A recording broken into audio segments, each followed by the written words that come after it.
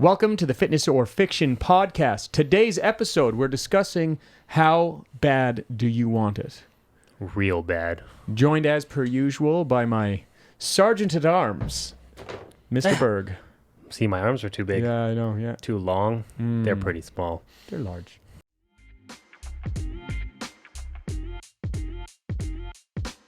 Welcome back to Fitness or Fiction, a podcast dedicated to cutting through the hype of the health and fitness industry. Every week, we dig into a new topic and help you wade through the real information to make solid decisions on your fitness journey. Well, let's talk about the subject, man. How bad do you want it? Now, this is something that, when we talk about cutting through the hype, this is one of the biggest hyped things that I see out there. You see every single video is somebody working really freaking hard, and it's snapshot after snapshot of things that are interesting, things that are hard. And so the idea that's kind of prevailing amongst people is that they have to go at things so crazy all the time that I think it's actually really important to talk about what it looks like to get where you want to go. What it actually looks like, yeah. The delusion of social media and TikTok and Instagram Reels and the hype behind it. I've fallen trap into it too. Some guys, they'll post their workout video where they're like, they're staring at their cell phone intensely in the camera, and then they take their shit off, and then they start doing a crazy big set, and they're super jacked and shredded and vascular, and it's super motivational and hype, and you're like, oh, that's attainable. I could look like that.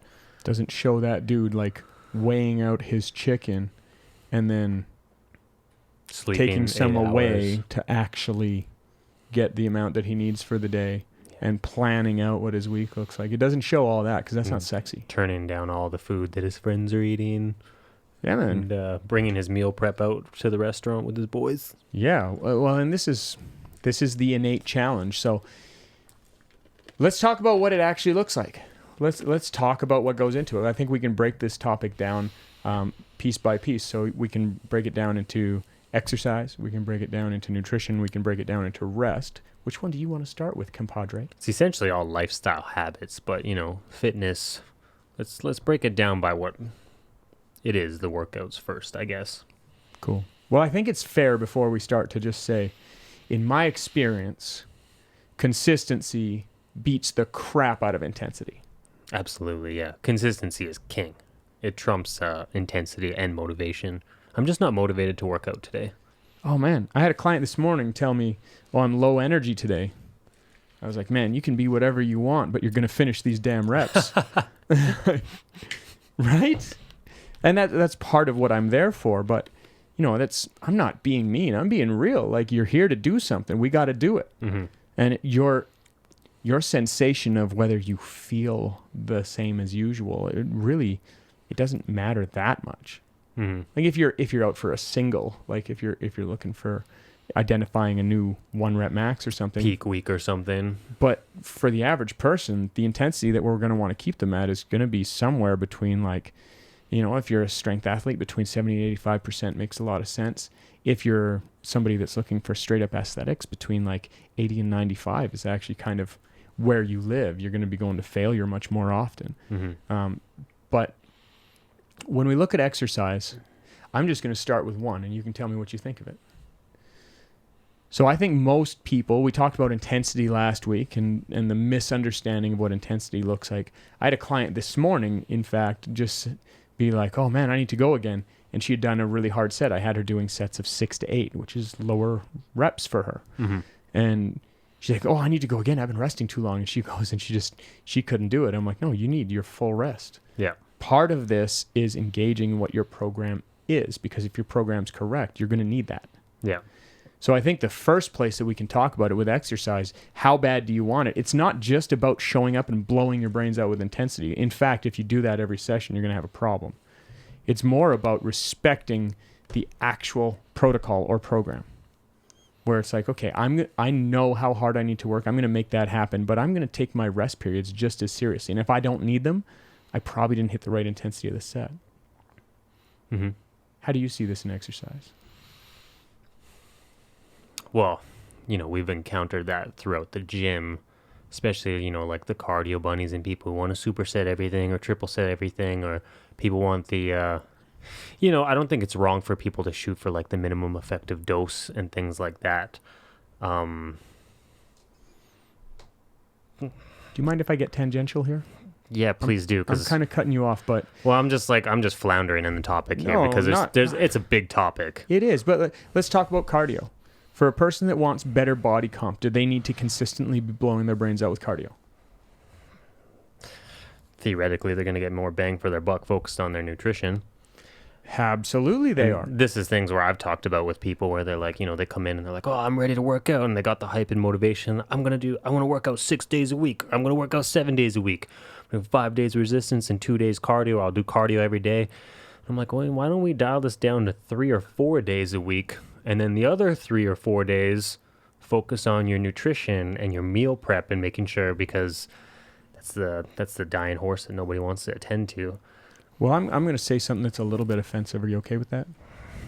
You probably won't offend me, so unless you call my arm skinny. Cardio is the best for cardiovascular health.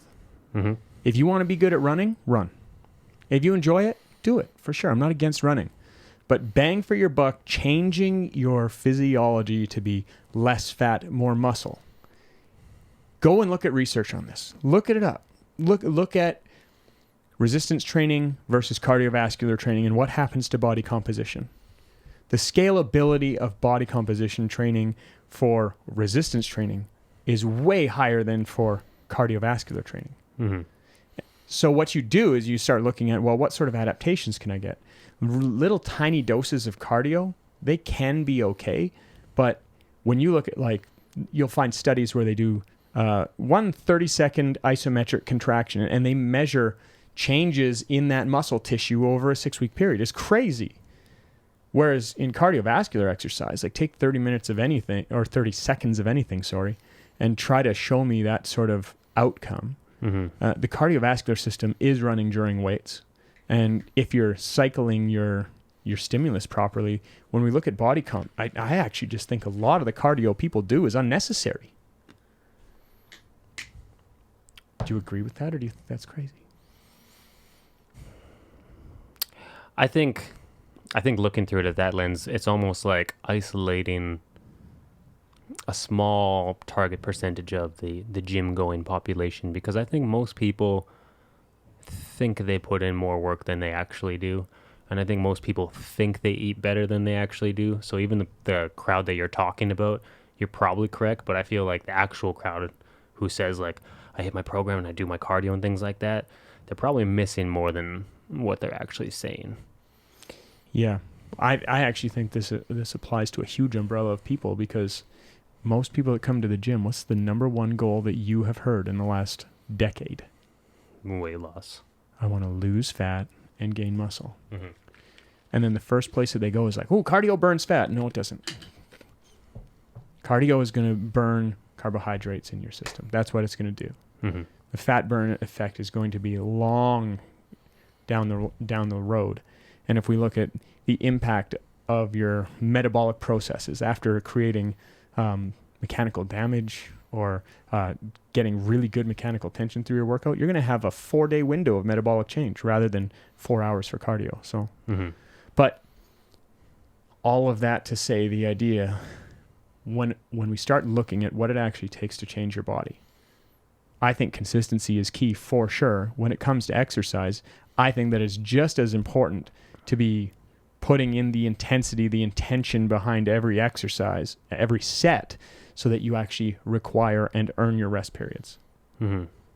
And most people, what their idea of it is that they should be blowing their brains out, and intensity is not resting. And we talked that through last week, so we don't need to get there.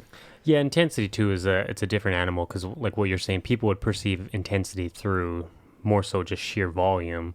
Yeah, well, I didn't have to rest. I just kept going. Yeah, exactly. So sheer volume is intensity. And, it's hard. I guess it depends on how you approach that, because sheer volume through something like a drop set would be different than sheer volume of just not stopping doing light to mediocre weight and light to mediocre form on your exercise routine. Yeah, well, the interesting thing about that is that mechanical tension, neurological changes, even mechanical damage, things like this, all of those stimulus really rely on intensity, not total volume. And total volume, it correlates a little bit with muscle growth, but not as much as people think.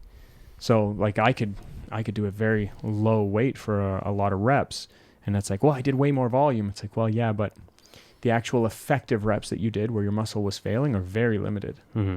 So, and really the primary change there that you're going to find is in fuel usage. So people get bigger because their muscle's holding more fuel. You can only do that so much.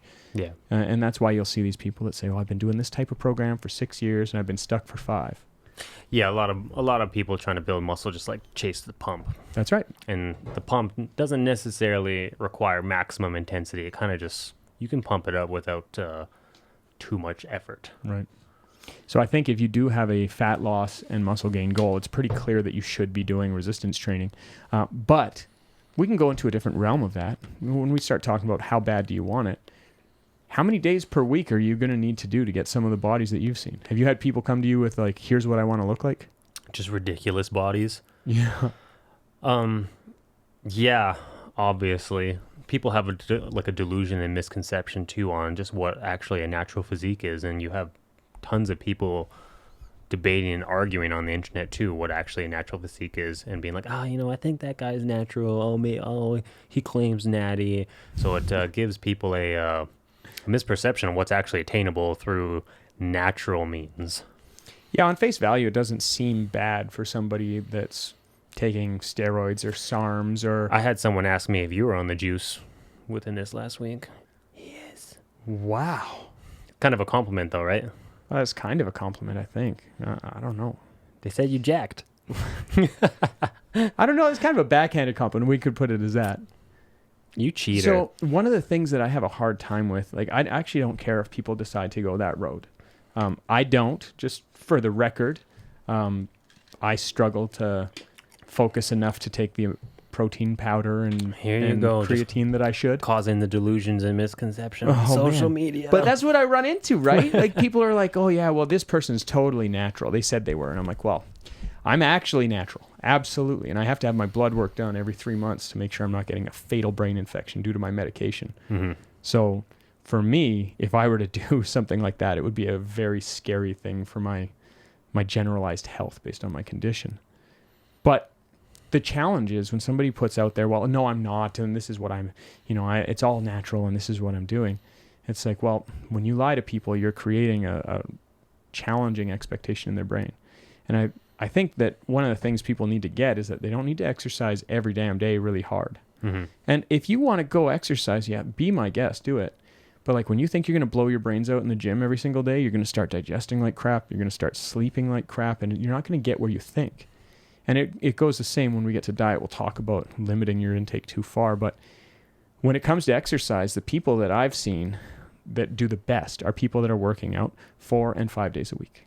Mm-hmm. Those are the people that I've seen that have really great physiques and really perform well. 4 to 5 days resistance training. Yes. And, I don't see a lot of cardio with them. There's some CrossFit athletes that have really great physiques. Yeah. They're doing resistance training as part of their cardiovascular training. So that... Yeah, CrossFit physique is unique as well. It's not like your standard physique. They're very puffy everywhere, including the core. It's kind of getting back to the topic we discussed before. Being what? Natural athletes versus non. Mm. Because I'm sure you have both of that. I'm not throwing any shade on anybody in particular, but I have seen a few people that are very, very good at CrossFit. And I'm like, man, if that's a natural physique, like that person is very gifted. Yeah. And they could be, maybe. I'm not throwing shade, but so yeah, I think that is a problem. But the expectation for somebody, I've had a few people send me like, this is what I want to look like. And it's a person that is looking like 4, 5, maybe 6% tops body fat. And the percentages don't matter. They're shredded. Yeah. Then they tell me in the same sentence, I want to do 45 minutes 3 times a week and look like this. I'm like, good luck. Like how bad you want it. The real question is, what are you willing to put in to get there? Yeah. It's an eye-opener too for anybody who's listening. If you're curious on what like natural physiques look like, if you Google like natural bodybuilding competitions that are drug tested, those physiques look night and day difference compared to a non-drug tested bodybuilding stage. Yeah, night absolutely. and day. Well, and being that shredded, can we say that being under 8% is usually not very healthy? Obviously. And so to that point, the natural competitors on the natural bodybuilding stage who have obtained those body fat percentages are that low, it's like they do that 1 or 2 times a year. And then the rest of the year, they're back up kicking like between like 12 to 15% body fat. Yeah, for me, sustainability is a big deal. I mean, when people are like, I want to be this shredded year round, it's like, wow, that's, I don't know, that's in the cards. Mm-hmm. Like I was at 6% 2 years ago. And it was starting to get to the point where I had an 8-pack and whatever. It wasn't because I was trying to get there. It's because I was afraid about eating the wrong food after my diagnosis. I was afraid. Mm-hmm. So I was like, well, I'm not going to eat any quick carbs at all, which did impact my performance in my workouts. Not as much as I would have thought as I got used to it. But it also meant that my body weight went down to like 156 pounds. I got really light. Mm-hmm. And, you know, people are like, oh, you need to eat more carbs. I'm like, oh, I'm doing the keto thing right now and whatever. And I actually felt pretty good on that. When I went to vegan, I felt horrible. And then I found out that I have an intolerance to gluten and dairy. But to stay at that percentage, I remember what it was like not looking like that anymore. Mm. And I had a sense of pride in looking like that, truthfully. Yeah. But I remember what it was like not being able to see all 8 of my 6-pack the same. Mm-hmm. And I was getting all sensitive about it. And I actually talked to my wife about it. I'm like, I think I'm actually starting to get a little bit on the side of like dysmorphia. Yeah. Because I'm used to looking that way, and now I'm getting all sensitive that I don't. So it was something to work through, and it was not hard to work through, but it was something. Yeah. So like when you look at the decisions that people make to get down that far, I think that you would have to have a pretty good reason to go that far, because you're now getting outside of health. Yeah. The other thing is it takes a lot of focus, and it's not just the exercise. Like you got to have pretty dialed in exercise, but the other realms that we're going to talk about are important too, as far as recovery and nutrition, which you could say they're all part of the same thing. But the end of the day, when it comes to exercise, I think that respecting your program fully and then making adjustments where they need, like, oh, I'm feeling tension here. Don't keep going through that wall. Like, I have problems with my shoulders now because in my last phase, I was doing this. Take it apart. Have a look at what's going on, right? It could be your execution, could be your intensity, could be a lot of stuff. So what's involved? Really, if you want to get really lean, it's going to be something that's going to be a minimum expectation of 4 to 5 times a week for at least an hour and 15 minutes, in my experience. Would you say that's accurate or crazy? I would definitely say that's accurate, if not more than that. Not necessarily in the gym, but like lifestyle requirements outside of the gym. Perfect. It's much larger than that. The pain in the ass with this conversation, though, is, how bad do you want it? Is, Curtis, I want to be super jacked. I want to be 200 pounds just jacked, and I want to look like this guy right here. Eric, that's not really in the cards. It's not realistic. That guy might be on drugs or blah, blah, blah, whatever. Oh. Hey, other trainer, could you make me look like this and da-da-da-da-da? Oh, yeah, buddy, I'll make you look like that. Yeah, no problem. We just got to do supersets and German volume training, and we'll get you on some creatine, BCAA, arginine. Like, so we're getting to pandering now. That's what we see. Yes, true. Lifestyle. Yeah. No, like, I want to finish that thought. It is true, and you have to be careful. I think the right approach on that is to say to the person, listen, you can get there. Here's what's involved in that. For instance, if you guys, anyone's listening, you're on Instagram or YouTube, and if you've never looked up this guy, there's a new hotness on the internet, and his name's Liver King. Oh. And this guy is just a monster, and he claims natty, and he claims that he gets there strictly by eating raw meat only, and he lives a primal ancestral lifestyle of the tenets of primal being put your feet in the grass and drink sun and eat raw liver. Drink sun. Drink the sun and eat raw liver, and you too will look like him. He's not the first one to do it, though, but there's marketing agencies that will like attach to a person like that and be like, oh, we can build a brand around this guy, and we're going to sell supplements, and we're going to sell swag and equipment and workouts and programs, all based off of you can look like this guy as long as you do what he does. And if you don't look like him, it's because you didn't do what he did. You didn't work hard enough for it. You need to adopt the lifestyle. Your freezer didn't look like his. Yeah, you didn't have enough raw bull testicles, and you didn't drink enough sun. Prairie oysters. Did you know that? You didn't drink enough sun and like absorb vitamin D. And so yeah, I think it's fair to say if it seems too good to be true, it likely is. Fair. I think that's totally fair. And, when you're looking at what are my goals, you need to understand that if you're making the decision to go there, you're going to be giving some stuff up.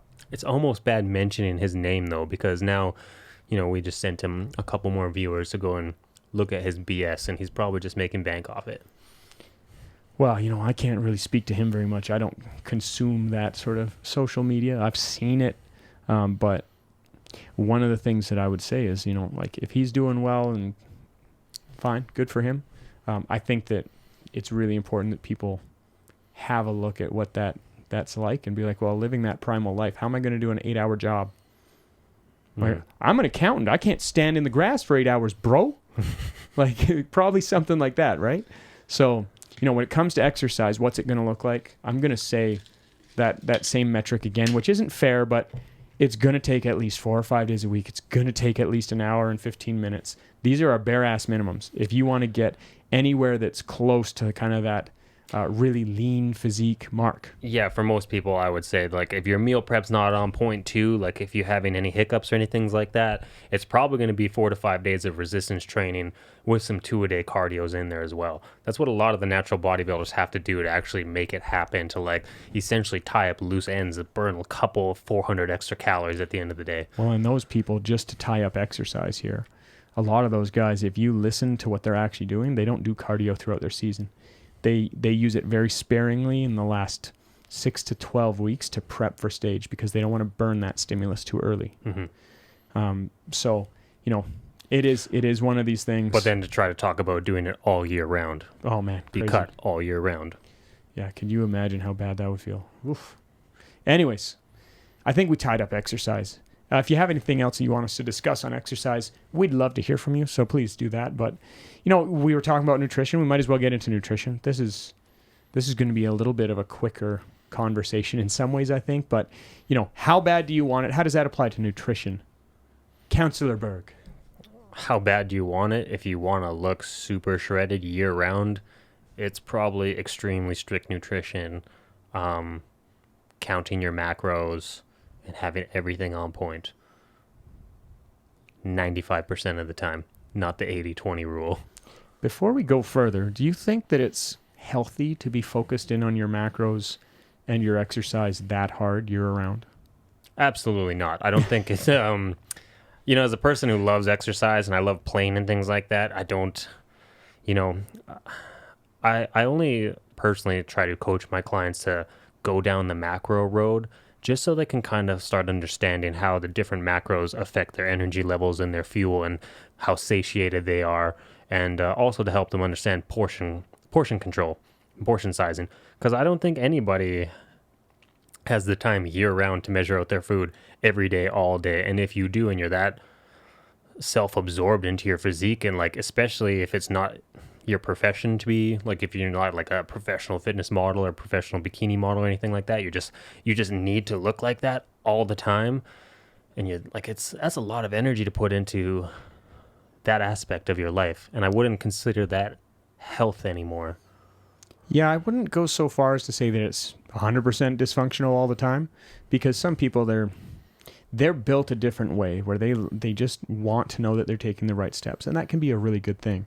But I would say it's a really big risk to become really dysfunctional there. And I stopped coaching nutrition altogether for like 10 years because I saw, I think it was 4 girls in a row that were coming out of competitions and they had developed eating disorder tendencies. So I was referring them out to psychologists and psychiatrists and stuff like this. And it really bothered me. I didn't want to be part of that. So I was just like, I'm going to focus on exercise. And that's what I did for a long time. But when it comes to nutrition, the consistency of focus is the challenge. And I am a person where people are like, oh, you must eat perfect all the time. I'm like, no, far from. Like I eat what I want pretty much. And, in the last, I'm trying to get really good at minding my macros over this period of 6 months, because if I'm going to ask people to do that, I want to know the ins and outs of it and what I go through so I can discuss that with them really well. So I've been doing that pretty consistently, but my sensation on nutrition is that people need to know the basic 2 things. And the basic 2 things are, am I eating for enjoyment right now? Or am I eating for fuel? And most of the time, I think people get stuck up eating for enjoyment too often. So food becomes a drug for them. It's no longer fuel. And that's why you'll hear me say things like, well, don't talk to me about your relationship with food because it's a bad one. You don't treat a good relationship like a means to an end. And that's how we treat food. Yeah, over the past couple of years, I've talked to a couple people, especially who are just like, all food that I eat should be delicious. Like everything I eat Totally. should be amazing. Otherwise, why eat it? Like, why would I eat something that doesn't taste good? Because your body requires it. That's an easy answer for me. But it's a hard sell, right? So when it comes to nutrition, what's it going to look like to get where you want to get? It's going to be consistent focus. And the first thing that I would say is, if you're not going to manage anything else, if you manage the total amount of calories you eat a day and the total grams of protein, you would be winning. Because when you have ups and downs with your protein intake, your body doesn't really know what to do with protein synthesis. It doesn't know if it's going to have that there. Mm-hmm. So, when you get somebody consistent on their protein intake and their total calories, amazing stuff can happen. But that is hard fought stuff. Most people really struggle with that. Mm-hmm. So when it comes to nutrition, what's involved, to get to your goal? Like how bad do I really want it? Well, you better be ready to drop a few things that you really enjoy. For instance, for me, I miss lemon danishes so bad, it's crazy. The best foods have gluten and dairy, man. Yeah, that's true. I'm not gluten and dairy free because I love it. I'm gluten and dairy free specifically because I think it can help me fight against my disease. Mm-hmm. I hate it. Yeah. Like every time I go to the grocery store and see the lemon danishes, I walk by like a crackhead. I'm like, ooh, red balls. like it is. For me, I love that sort of food. And I really loved to eat for enjoyment. And I found some ways to substitute and whatever else. I really haven't found a really nice, fluffy lemon Danish. But what's involved in trying to get to where you want to be, even if you were going to eat some food like that, you would plan out the rest of your day around it so it didn't blow up your carbs that day. Yeah. And even if you're being more chill on it, like for me, carbs and fats are interchangeable pretty much. Even then, if you did that too many days in a row or too many days in the month, it's going to affect your performance and your ability to actually jive in your workouts. It'll blow up your cravings. Yeah. So it's not even a strategy just to say, oh, just work around it, because you can't work around it if you did it every day. You can't work around it if you... You got to keep a treat, I would say. Mm-hmm. But I often have a bowl of ice cream in the evening and it fits my macros and I feel fine. So, I think you can get away with it, but the consistency and the focus that you need to make sure you're where you should be is something that is the thing that people struggle with. Even talking about this topic of being, super shredded all year round. How many people do you see that's super shredded all year round that's not on your cell phone? Like when I go walking in the mall, I go walking into the mall and I go to the gym and I go to the park and I'm like, I'm in the world. Not one. Not one. Listen, we go to the pool almost every Friday. That's actually a dig because you're not there very often anymore. But that was a microaggression. Right so there. You saw. So what you're saying though is you saw one when I was there all the time. That's correct. Yes. I'm talking about you. No, when you go to the pool and you look around, like the average person does not look like the quote unquote average person that you see on Instagram. Yeah. I think that really messes with people's heads. But this is almost sounding negative, and you shouldn't be afraid to want to go after some serious goals. But all I'm saying is that you really want to understand what's involved, because for a lot of people, this isn't just going to be like, oh yeah, I did 10 weeks and now I'm like this forever. Like that's not going to be what it is, even though that's what's being sold to us. Yeah, it needs to be realistic. My client right now, who's had an amazing transformation over the last 6 months, he's obtained his six-pack essentially, and he's looking phenomenal. Everything is on point though. Like between his meal prep, his cardio, supplementation, and his workouts with me 4 days a week, everything's on point. I told him, like, the difference between me and him right now, though, is if we both stopped at the exact same time, he would go backwards much, much faster than I would from 10 years of just pure consistency. Yeah. Well, that turns on different genes as well. Like, your body is responding differently to stimulus than his is. Mm-hmm. And, like my client, Manuel, like he's done incredibly well. Man, he's done well. Manuel. But like he's lost 22 pounds in the last month. Mm-hmm. And he's chosen a strategy. That's a lot of pounds. It's huge. That's a lot of pounds. Yeah, that's not normal. That's huge. He's training with me like 4 and sometimes 5 times a week. Mm-hmm. And he's also managing his rest and his diet really well. But 22 pounds in a month, like he's he's not all the way to his goal, but like I told him, this is a huge jump. You can't expect that going forward. And we went from like, you haven't done exercise in a long time and you've really been taking your enjoyment out of your meals, to dropping that. So you'll see a quick change. And then after that, don't let it beat you up when you're not seeing these big numbers anymore. Yeah. Right? But what did he do? He dialed in everything really, really fast. So now the real game is consistency. Same thing. Yeah. So, but when it comes to diet, I think what's it really involved, it's the same sort of thing as exercise. The non-sexy sets, the non-sexy work that you do to speak with your coach and plan out, well, what stimulus am I doing? How should it feel? How am I executing that lat row? Like all that sort of stuff. That it's not sexy. You're not going to see it online. So you need to know that's coming. And I'm not trying to dissuade anybody from their goals. I just want them to know what's involved. Yeah, it seems more of a reality check episode. Reality check that the shit's not easy and might not even be healthy at what you're looking to achieve. Yeah. Well, and if we understand what's reasonable and what's involved, we can go in with a better understanding of what we're going to accomplish here.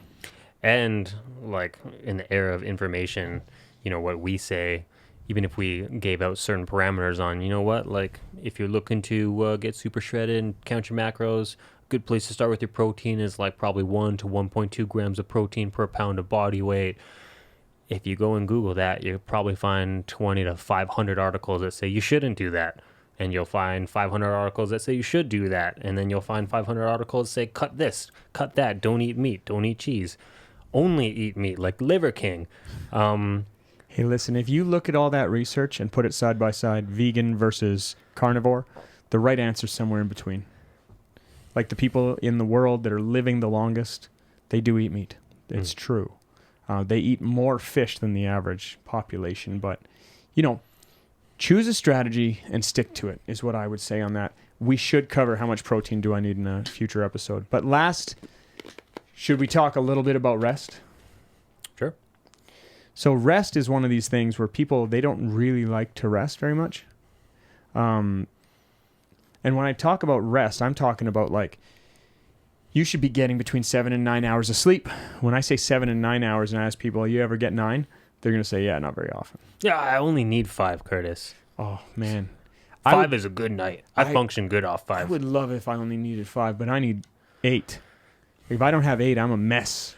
Which is funny because, again, you're one of the more jacked guys I know, and I'm not in terrible shape myself.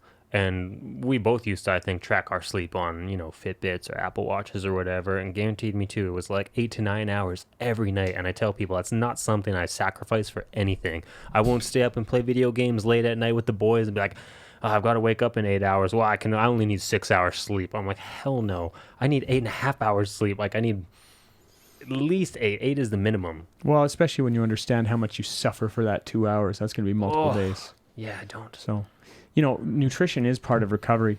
I think drinking enough water, taking your time to relax. This is something I struggle with. Same. Yeah, like I'm one of those guys that I'm a little bit hyper. And this world doesn't really help you relax with the cell phone and the TikTok and the notifications and the red bubbles and the TV and computers and just everything is stimulus. And you have a larger network than you used to too. Like friends, like, if I text Curtis and Curtis doesn't text me back, what the hell? Curtis is dodging me. Or maybe Curtis was busy. Or maybe Curtis is training clients. Or maybe he was with his sons. Or whatever the case may be. Like, was the text message urgent? Did I call him? Did I leave him a voicemail and say, yo, text me back ASAP, Rocky? I need an answer right now, Curtis.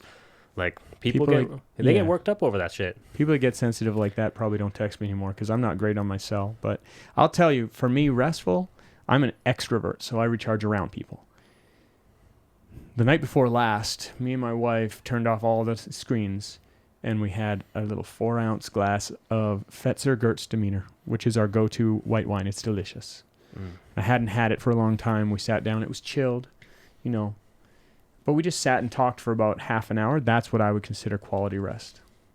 Being with the person that I love the most, debriefing where we're at, chatting about where we want to go, like just... Those quiet times to me, man, especially having 3 kids around, I love my kids and everything, but the little quiet times, whether it's with Sarah or Lucas or Leo or Will, when I get quiet time with the people I love, that is what I find deeply restful. Yeah.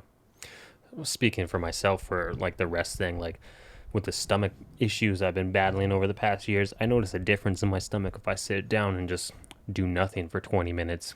And it's different if I sit on the couch with my cell phone and scroll for 20 minutes versus sit on the like couch and do nothing, no music, no nothing, but just sit there and put my hands on my stomach and feel myself breathe.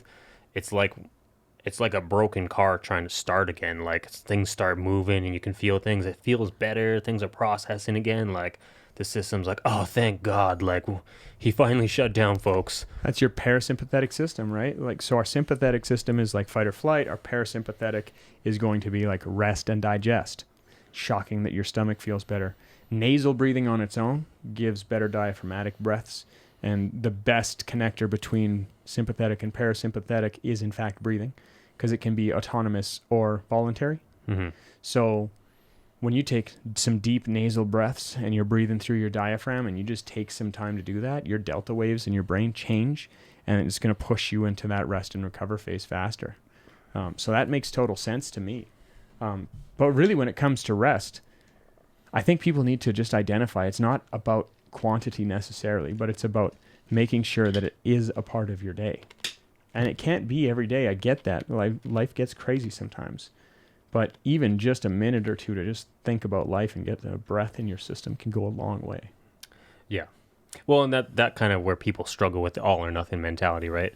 Well, if I can't do a 30-minute meditation, what's the point? There's no point in doing a 60-second just sit here and breathe. And for the record, if you sit there and do nothing for 60 seconds, time, like the perception of time moves much slower than it does on Instagram or Facebook. Yeah, and life doesn't work all or nothing. You know, like I like to talk to my kids about the perception of juggling, and I got this from my buddy Chris Hodgins. I don't know where he got it from, but you know, when we're juggling, it's like juggling balls, right? So the amount of things that you take on in your life, you're juggling. Some of the balls are rubber, some of them are glass. So some things you can let them bounce and pick it up, right? Mm-hmm. And you know, that might be, with some of my best friends from high school, I don't talk to them every day. So it's like, yeah, that relationship, I got to let it bounce right now because I'm focused on things that are glass, like my sons that are developing at a very fast pace and need my attention and focus when they're done at school. My relationship with my wife, that's glass. I can't let that go for days at a time. Mm-hmm. There's certain work tasks that are rubber. I can deal with that. It's like I can send that email next week. I can get back to that person next week. I can do this. But when you're juggling, rest is one of those things that if you treat it like a rubber ball for too long, you can run into a bad scenario. And for me, I actually think that's part of the reason why I developed my condition. And I think there's some reasonable evidence to say that's true. Not like trying to beat myself up and say it's my fault, but I think if I did a better job of rest and recovery instead of just go and beat my body up so much, that I wouldn't be where I am today. Juggling. Eric, throw me that chainsaw. Yeah. I could do it, I swear. Throw me that motorcycle, Eric. Curtis, this motorcycle weighs 200 pounds. Yeah, it's fine. It's fine. Should we summarize? We've been talking a while. Mm-hmm. All right, when it comes to how bad you want it, I'm not saying that you shouldn't take big goals. I'm not saying that you shouldn't take big leaps. I've made a few of those. In the last year, I've made a couple. Quitting my damn job, that was a big leap for me. The thing that I would say is when you're going to take a leap, know what's involved, manage your expectations, and make damn good and sure that you're willing to put in the work that you're going to need to with that new endeavor. Yeah. And that's not just exercise, but I think it applies really well. Yeah, I think you need to really ride the discipline and resilience wave more than the motivation and the hype and the BS. And you got to approach things with, especially within this industry, with a healthy bit of skepticism, because there's a lot of people out there trying to sell you snake oil. I can't tell you how many ads I go through on the Facebook Marketplace because I shop there when I'm just bored and I got 5 minutes just to see if there's any sweet deals. It's weird. Like, all the gym equipment is trashy ab machines, and I'm like, they must have got their abs already. They must have purchased that machine, got their abs, and now they don't need it anymore. It obviously worked. It works so well. that they don't need it no more. So everyone's selling their shitty ab machines. We got to do a session on protein intake and then belly fat. We got to do some sessions on that coming up here. What you're saying is you just want to buy all those ab machines and test them in the That's garage. Right. That's right. We should do it. I seriously think we should accumulate like 100 of them and be Just like, here's the one I like the best. Well, how bad do you want it? Keep it real.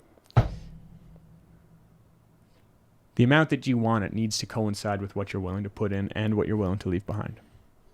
And what's realistic that you can put in. Because you might want to put more than what you got. There you go. Leave us a comment, subscribe, talk about Curtis's biceps in the comments especially. Or Eric's abs, one of the two. And catch you later. Thanks for joining us this week. We appreciate your support. If you enjoyed this episode, we'd love it if you would subscribe, follow, and throw us a like on YouTube, Spotify, or Apple Podcasts.